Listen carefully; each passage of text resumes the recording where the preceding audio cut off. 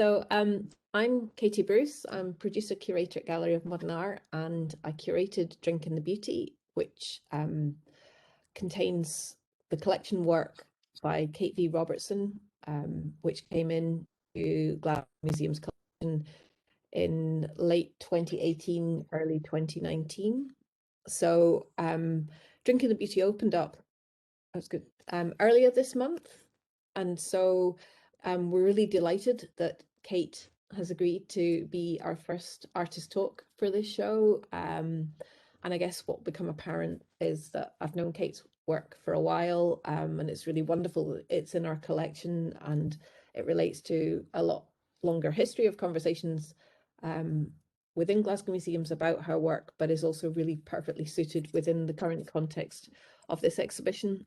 My colleague Martin and Angela are also in the room, my fellow curators, and Angela's going to put an Otter link in the chat, which is a transcription, which is as good as live transcript gets, but has some interesting takes on accents and language. So please don't take it as read, and when we put the video up, we will correct the subtitles underneath as well.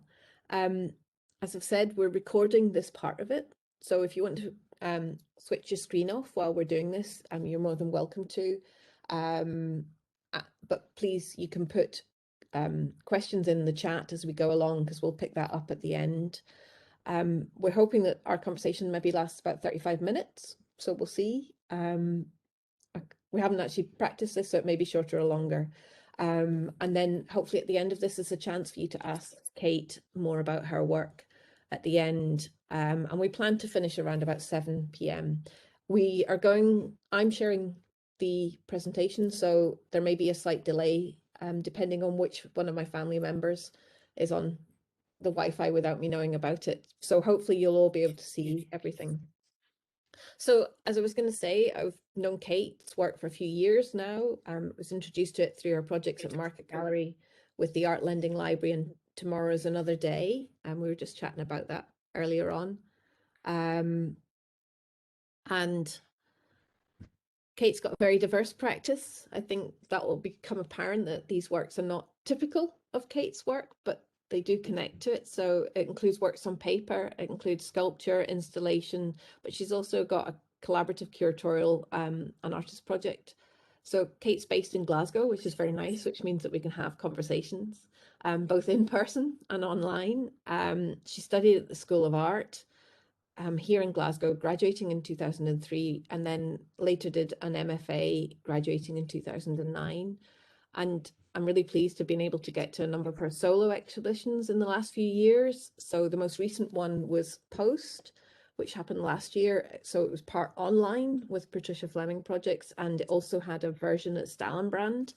In 2019, she showed Terminal at Govan Project Space in Glasgow, and Divided Yet Mutual at Patricia Fleming Projects in Glasgow as well.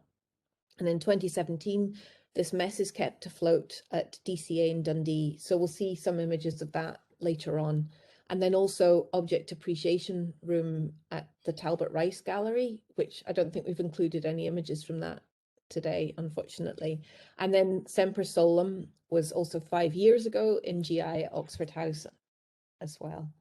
So I think we're in an interesting space here online, like all of these ways that we can connect these days. And normally we'd be doing this talk hopefully in the gallery, or at least in the studio space, where you'd all have access to the work in real life and you can see the subtleties in it. So if I just shift on to one of the works here, and I think we had a conversation about this the other day to kind of spark this off, because Kate's you've done both online and gallery-based shows in the last year. And I know that you have some issues about the particular works in Glasgow Museums collection, about how that works online. But how do you feel about the online space that we're in at the moment? Hi, thanks Katie. Hi everyone. Thanks for joining us.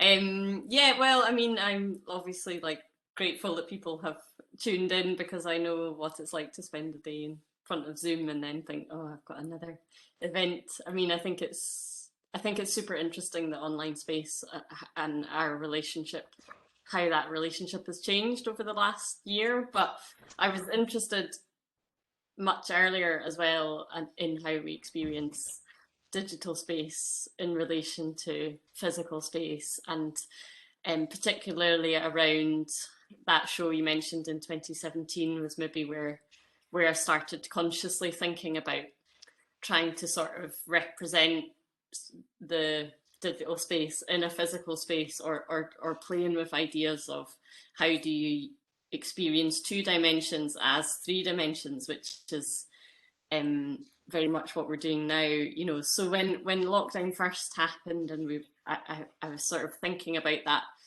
the Zoom grid and how you see all people's different spaces, and there's such a three dimensionality about it, but it being in two dimensions. So I was really excited to work on the online exhibition in the first instance, which was sort of last summer, because I suppose it gave me a focus for that first bit of lockdown to actually make work, which, as many creative people have found, that some people really went for it and felt really creative because they had a different sort of sense of headspace, and other people found that they just couldn't concentrate, and I think it was experienced really differently.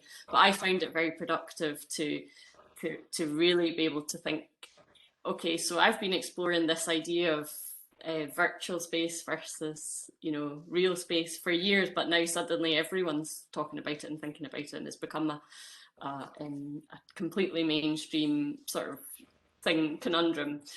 So I really enjoyed thinking about it in relation to the thinking I'd already done and the work I'd already done, and really sort of sharpening that.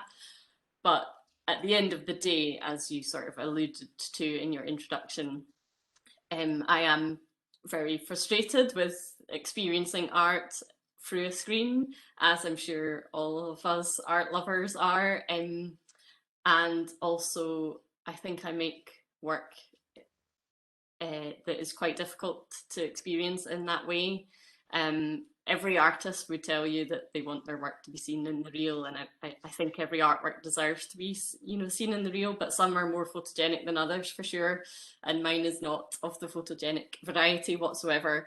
In particular, these works are just tricky because they're just really hard to photograph. They just, for some reason, they sort of reject reproduction, which I find super frustrating, but also I kind of like about them. Like, they're sort of difficult, and I think that's partly due to the process, and it's just a bit more pronounced, I think, when you see these in real life, that you're like, oh, that really isn't what I was experiencing through the screen. Whereas people do always say to me, oh yeah, I saw pictures of your work, but then I went to see it, and of course it was much different in real life. And I do I really value that point of reception. Like I said, all artists do, but I think for me that's the most exciting part of the whole process, is thinking about that moment when somebody enters a space that you've created, or that quite often I'll make work that's meant to be stood on or interacted with somehow, and then that gives you a sort of physical sensation. Or I might put things in the space that give it a sort of tension, like perhaps something might feel like it's going to fall or collapse, and you can't really convey those kind of emotions at all through the screen. And then other pieces of work that are more related to the works that you have in that exhibition are perhaps delicate and labour intensive, and you can't get that sense of the hand, that I think you can in real life. So it's been ambivalent, definitely. I think conceptually I found it really interesting to think about how it's both, in some ways it's included a lot of more people, like in events like this, for example. I've attended a lot more things than I would have normally because of the ease of participation online, and not having to be as fully committed perhaps as you are in the real space. But I think just when we started to experience art again in the real, I think people really felt that joy of experiencing the artwork and sharing space with it, and I certainly did. And that's, yeah, I would always feel happy when I think people have made the trip as well to see the work. I always feel like, you know, flattered that people would take the time, or, you know, and I feel quite strongly that you should get some kind of reward from going to, you know, see art. So yeah, for me, it's so bound up in that point of reception that that it's just, yeah, it's really important to me. But yeah, I do apologise that those works in particular just don't handle it that well. But as I said, I think I think it can be interesting as well to have a practice like that. I don't really do it deliberately, but it's happened so many times across so many different types of work that you can't capture it, whether it's because it's moving or because you have to be moving in order for the effect that I want to become experienced. And then I also make things that are affected by the light and that kind of thing, and they're really difficult. And I sort of think, oh, I hope you got to see it on a sunny day, and you know, and I just do seem to make work that's just a bit awkward.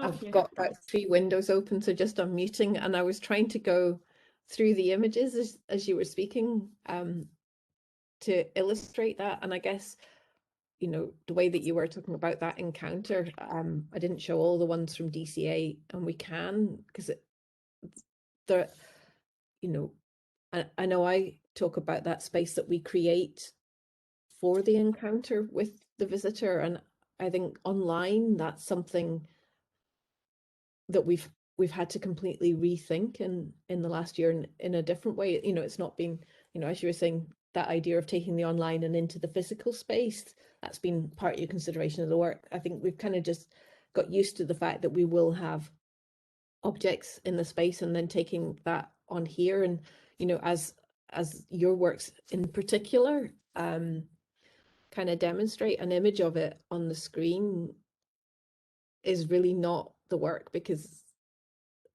it's so very, very different when you actually experience it in the gallery, which I think is really, really interesting for us kind of going forward, and that idea of experiencing or coming back into spaces as well. But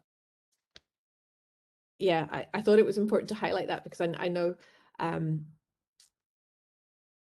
when we spoke or we showed images before of your work, it was just that it's not what the works are. And I suppose for this group here who've maybe not seen the show and not seen them in the flesh, to have an understanding of how the marks are there, how you see this kind of labor intensiveness, but it's also slightly obscure as well, so it's quite difficult to get this across in the space. So I guess I suppose it might be quite a useful point now just to talk a little about the process of making these works, so that people understand them. And if you want, I can just leave it on this one slide, or if you want me to move back and forth, I can.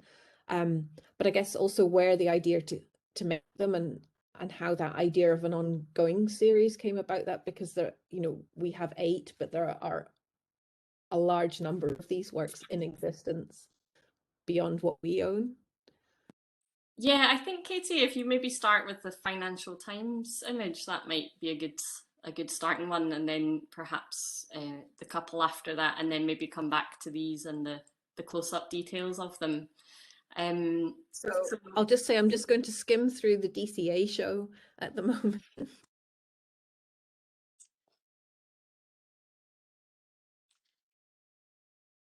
So if you want to see the images we're speaking of in slightly better light, please go and see the show.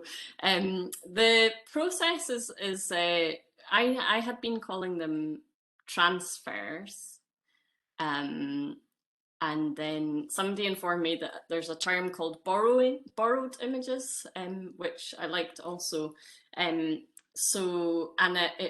It's something perhaps other artists or maybe drawing practitioners, you know, it's probably something that lots of people know about, but I certainly hadn't come across it until I did by accident, working on this series of works here, where I was colouring in images on the Financial Times and isolating the hands. And so I was just doing that with a black biro, just going all the way across it in one direction and then in the other direction. And I liked the sort of coppery surface that was giving. It was sort of slightly, you know, more than a void. It kind of had a presence. But as I was doing it, I noticed that the process was pushing whatever text and print was on the back of that page onto the paper that was on my studio table, and it was in this interesting way that had the marks of the pen line, but it was transferring the text from the newspaper, so it was pushing the newsprint ink onto the paper underneath. And I sat with that for a while, thinking, I really like what that's doing. It's like a handmade mark, but a digital image. That's kind of weird. I'll use that. And I just kind of wasn't quite sure how to use it. I didn't want to use text from newsprint. I just felt that perhaps other people were doing that better than I would. And it's not really my thing to use text, but it's not, I hadn't used images much, and I'll talk a bit more about that in a minute, but I wasn't quite sure what to do with this process that I'd found, so I just started sort of gathering different kinds of images. And the very first one I did, well, in fact, if you skip on, Katie, to the next slide.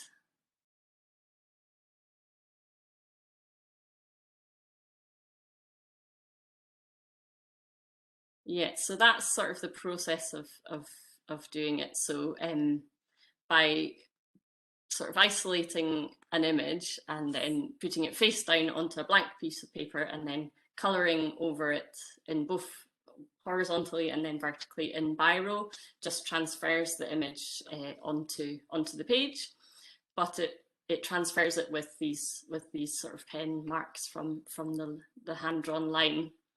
So yeah, I was trying to figure out what am I gonna do with this new discovery, and I think I found one image which is the first one from the collection, Katie, if you can find that one of the sort of sky. So it was a big full page advert in the Metro, and it had a kind of some clouds, and it was quite nice sort of pinky blue colours, which I'd used a lot. Yeah, that's the one. So I just thought, maybe there's something in just isolating parts of an image and being quite selective about what type of imagery I use. And then when I pulled the paper off, that's another sort of nice thing about this process, is you don't know how well it's going to have worked until you pull the paper off. So there is a nice sort of moment of reveal. And this one was the first one, and I just thought, yeah, that's it. And I'm going to continue with this. And my sort of parameters that I gave myself were, I would use only adverts, and I would use only parts of the image that had landscape in them. And I felt that, I suppose with my work, I'm really interested in the process and in these sort of chance encounters, but I always have to have some kind of conceptual framework for it. So I was really happy after having a lovely artistic moment of finding a new process and then finding a way to use it. But then I needed to find, well, what's the conceptual kind of edges of this project? So after I'd done that, I kind of really liked the way that they hovered somewhere in between. They're not really a drawing, they're not a photograph, they're somewhere in between, and I think that's partly why they're quite difficult to capture in that way, and they can actually be difficult to look at as well, because your focus shifts slightly and your eyes kind of giving you different mixed messages of what is the media here. And I felt that was quite appropriate then to use advertising as in particular, and then thinking about bits of landscape. So starting to talk about, I guess, thinking about the environment and I guess the fact that you can't quite fix in on the image, to me, is a sort of reflective of this idea that the advert is promising this wonderful promised land, or this escapist moment where you leave your troubles behind and have a wonderful, experience somewhere else. And I just think the reality of that never matches up to the ideal. And a lot of, capitalism's project is to try and, keep that distance and, keep that promise alive. And I just thought that perhaps that was an appropriate way to kind of to frame the work.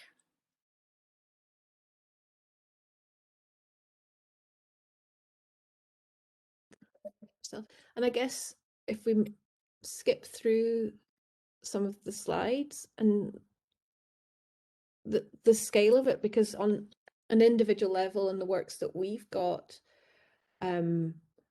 they're quite intimate, they're quite modest works, but actually, the number of works. So I suppose I know when we talked, you talk about a duet of work, so they've almost got a sister or another work, which I'm probably going to come on to as well. And how did you sort of see that series developing? I think there was a few things at play. I think for one, until then and sort of since then, I tend to work in quite singular pieces, and it just seems to be naturally how I work. Even if one might appear as a body of work, they're sort of made up of individual pieces, or what might look like a series. Each one is different, which is the same with the series that you have in Drinking the Beauty, but there is much more of them. I've repeated that process a lot, whereas normally I'd sort of do something once and then move on. And I think for me it was important to have something in my practice that I could pick up and put down again, and that could have maybe a longer duration. I think sort of something about sustaining your creativity. It's quite important to not always be constantly generating the new. It's quite it's like a bit of a pause or something, to be able to just sort of let something last for a while. So I think I find the process so satisfying of making them. And at that point, as you've sort of discussed and as the images suggest, I do like to work at big scale, and usually I was making work out of cement and things that had to be done in the studio that were quite physically challenging, perhaps technically stretching me a little bit. So I think I really felt I needed something in my artistic life that I could do at home at the kitchen table when I'm in at night, or while I'm watching something, just to kind of change the register slightly and change the pace. And so I found it really fulfilling. So I think that's partly why I kept doing them. And then some of the works I've made for these kind of series ideas, the reason why they end up being singular is that I sort of start really uninhibited with something like an ink drawing or something like that. And then I really like the result, and then I spend ages trying to recreate the result, but because I had done it without thinking, it's sort of impossible to recreate. Or I used to make a lot of work that was quite dependent on sort of chance, so it would be how something dried or how two materials mixed together, and that, again, I think I really enjoy that process, but it's frustrating as well, because you can't think, oh, that was great, I'll make 10 of them.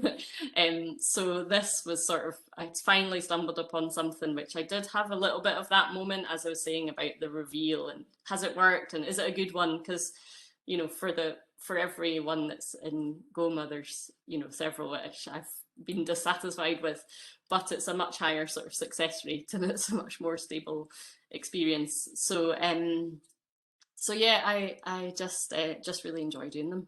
It's really satisfying.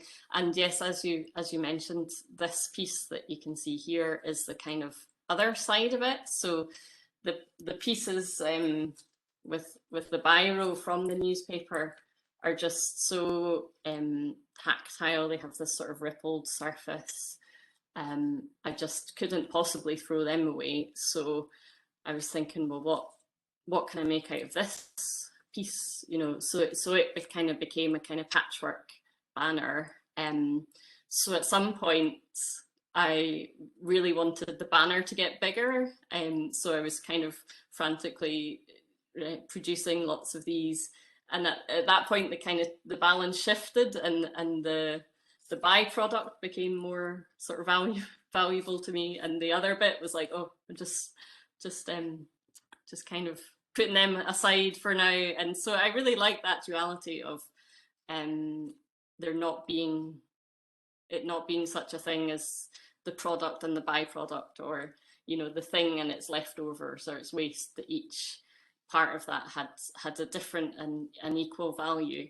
And that has subsequently informed a lot of my practice since, that kind of keeping all the peripheral bits and all the cut-offs, and making new work, which we'll probably come on to a bit later. I'll just,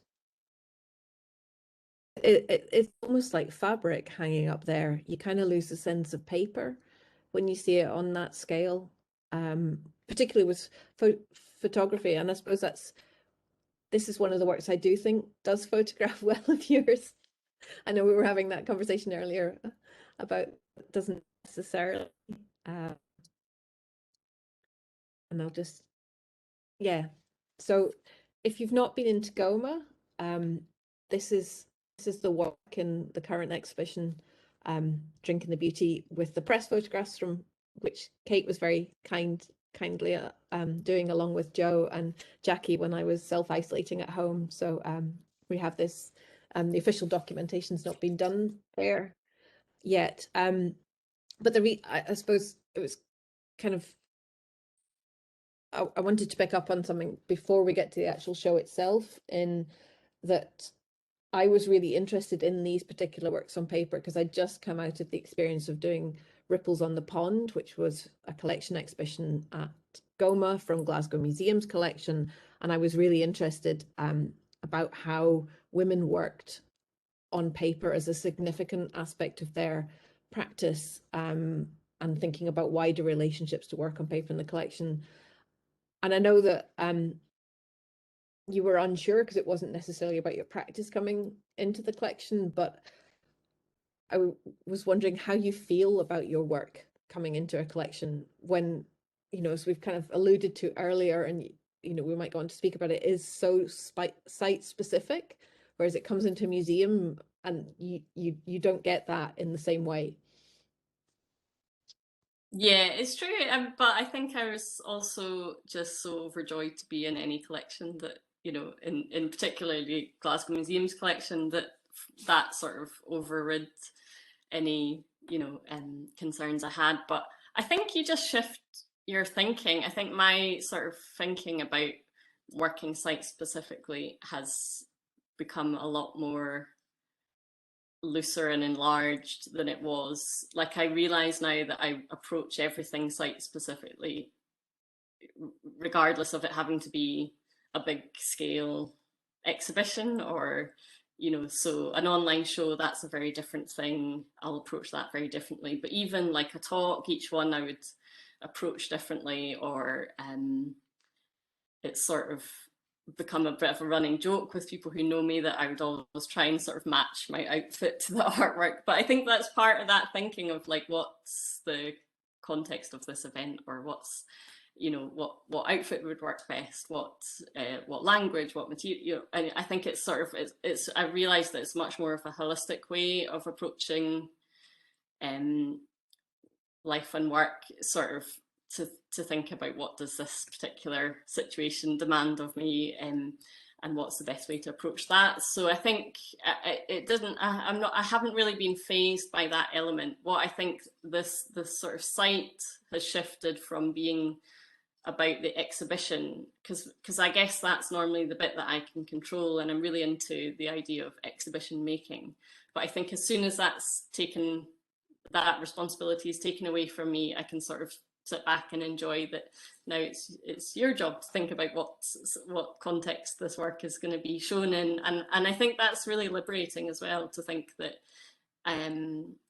and really exciting to think that it could mean different things in different combinations with different, you know, and have different dialogues with, depending on what it's shown with and what context and what the conversation is. And I think that's just as exciting as me thinking about, oh, here's a particular space, how am I going to respond to that?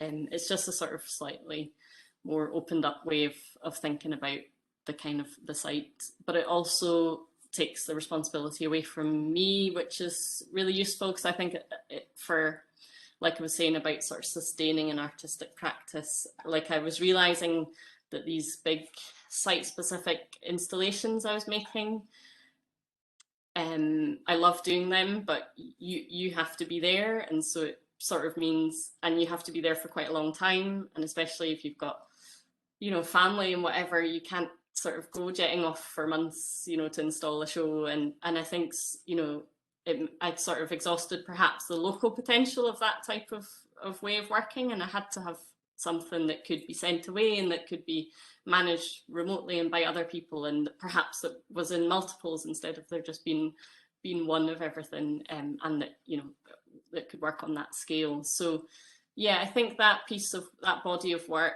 although I do feel in some ways on its own doesn't really represent my practice particularly well, it was quite pivotal in terms of the things that have come out of that piece and that approach and that process, and also yeah, just being a kind of pivoting point in terms of the sort of bringing in this kind of landscape environment issues and sort of being seen as part of a, you know, in part of a conversation that could be about drawing or it could be about photography. It sort of feels like it's opened up some other possibilities that the kind of large scale sculptural work didn't have. And I think that's what's, you know, that's really important, to have works that can operate at, you know, at different levels, can be made in different ways, can be seen in different ways. I think that's really valuable to have that within your practice.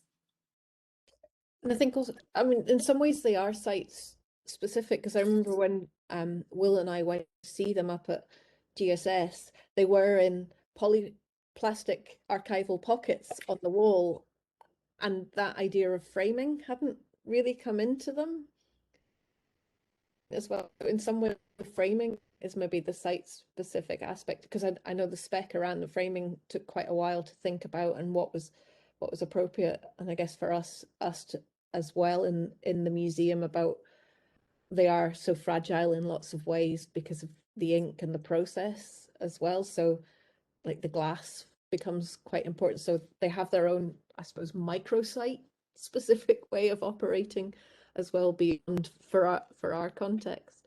And yeah, it was quite nice there that you were talking about the context of Drinking the Beauty, because your work, along with the works from Carol Rhodes and Sarah Barker, were acquired roughly at the same time and start to become pivot points for the thinking about Drinking the Beauty. For me to explore other works in the collection, and has eventually extended into some loaned works as well. And I know you spoke about it briefly, and I didn't think that climate change would become such an important thread in this, because it is quite quiet through a lot of the works. But I suppose, what do you enjoy about seeing your work within this particular context? I know there's a myriad of other contexts it can sit in, but I guess for today it's this one. Yeah, I think it's you know, indicative of the fact that it's in the forefront of everybody's mind to be thinking about the climate, that's really become the dominant sort of theme of the show, much more so than perhaps you had intended, you know, when you were conceiving of it. But I think it's sort of inevitable, and so that's, you know, interesting, I think, that, and encouraging that the climate crisis is at the forefront of people's minds. I think that's just where we are, and that's where I am as well. So so I'm, yeah, really interested in the conversation that comes out. I think the different artworks do do very different things, and all quite obliquely in relation to the idea of the sort of climate emergency. And I always think that's, you know, you have to approach things obliquely, really. Otherwise it sort of becomes, you know, activism or something else. You know, I think if it's trying particularly to talk about a theme such as the climate emergency. So that's never something that I would have set out to do. And I find it interesting in my own practice as well, how that subject matter has crept to the surface steadily over the years, possibly in the same way that it has for many, you know, other people in their lives. It's kind of just become to be a more and more sort of dominant subject. But for me, it was around about the time of working on that exhibition, This Mess is Kept Afloat, that in particular, because the show itself started taking on a sort of became a landscape, because I had made a ground piece, and that ground piece was made of casts from waste packaging. So I started that work really thinking formally of the sort of shape of the tub and how that related to mobile phones and devices and keyboard keys, and it was really a sort of technological sort of entry point and also formal. And then as I began to collect more and more of them and began to get more sort of involved in the process, I became really interested in all the different sort of designs of them and how there was all this sort of unseen labour and design within the sort of process, and how far removed we are, you know, from as consumers, from the sort of food production. You know, these things were never like what I thought I was going to make work about, but they just kind of sort of reveal themselves over time. And because I had only made part of the floor like that, and then at the other side of the space we had a sort of sand piece, well, it was eggshells ground into a kind of sand, so that became a kind of coast or a beach. And then the sort of floor in between sort of became obviously water. And then the title as well, This Mess is Kept Afloat, kind of just all of those things. So it was never my intention with that show to go to that, you know, and before then I had been much more concerned with like the built environment and man-made things, and I never would have sort of seen myself as somebody who is interested in landscapes or in nature per se. You know, I like nature as much as the next person, but it's not been a subject that I've kind of wanted to grapple with. But I think it's just a subject that we're all having to grapple with, and so it's just kind of come to the fore. And yeah, I think the works that you have of mine in Drinking the Beauty are definitely sort of thinking about, as I said, sort of this idea of advertising and of sort of foreign travel being something that, you know, will make your life better, and, you know, all the kinds of things that the promises that are made by those advertising, and how, you know, the irony of that sort of desire or that myth has also kind of like the promised land or of the beautiful, you know, untainted nature destination, you know, has also sort of contributed to the destruction of the planet. And yeah, so I think if any of that can come to the fore, you know, I'm happy. I think you sort of, your entry points into making work as an artist are very different from the audiences, and I think you just sort of, certainly I kind of want to have lots of things around that could become part of the conversation around a work, and I'm quite happy for one or the other to take over in the overall or in individual interpretations, and I think that's, you know, my approach is to sort of point to different things and readings, and I like this idea of having sort of multiple points of entry or sort of interpretations. So yeah, I'm kind of really interested in the fact that the climate conversation has become so important in relation to our everyday life and society, but also in relation to that show. And also on a personal level, I'm kind of interested to be amongst such great company within the show. I've known Sarah for years, but never sort of shown together, so that's really interesting. I really like the way her work sort of is sort of painting and it's sculpture at the same time, and it kind of dances between the two, and I kind of enjoy that duality.